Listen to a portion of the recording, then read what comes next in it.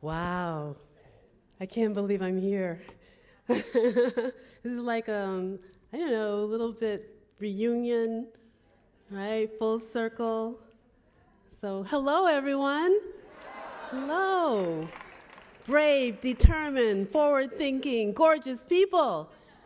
Even though it's a little hard to see you from here.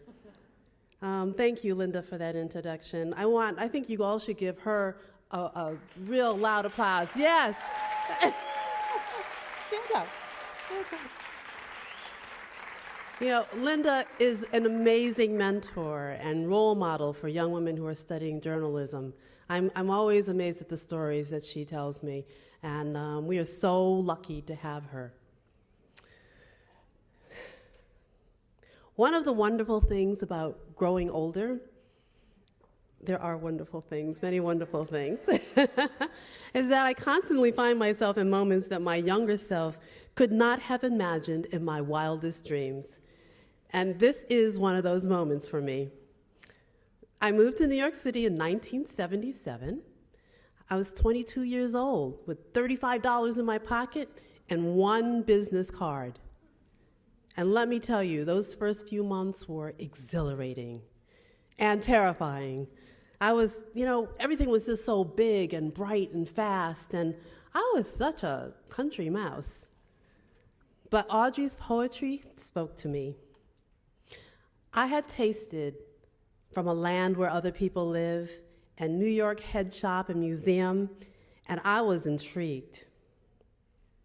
Without question, I was lured to New York by Audre's poetry, the possibility of a job, and a city brimming full with women who love women.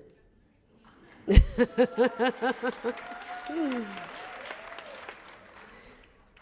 was Audre who helped me get an interview with Florence Howe, the founder of the Feminist Press. It was Audre who turned to me one night and said, "It's overwhelming, isn't it?" as I walked into my first Salsa Soul Sisters meeting. Which was the women of color lesbian group that became my first New York family. Let me tell you, I did not know, but I was so lucky. One friend led to another, and soon enough I found myself part of this community that could only have existed in New York City.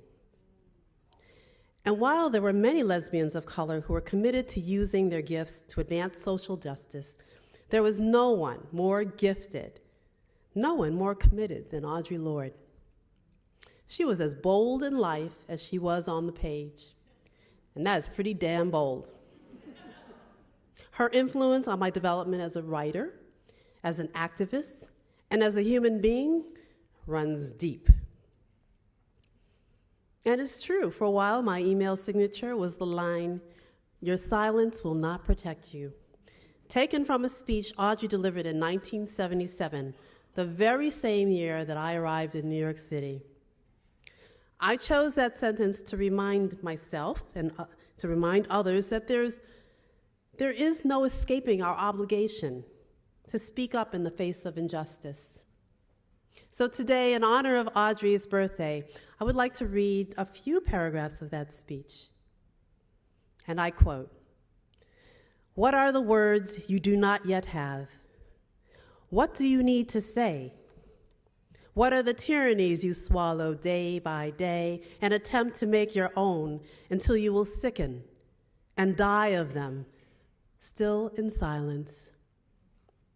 Perhaps, for some of you here today, I am the face of one of your fears, because I am a woman, because I am Black, because I am a lesbian, because I am myself a Black woman warrior poet doing my work, come to ask you, are you doing yours?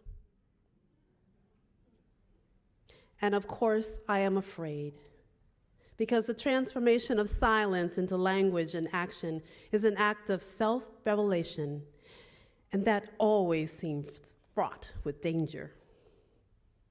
But my daughter, when I told her of our topic and my difficulty with it, said, "Tell them about how you're never really a whole person if you remain silent.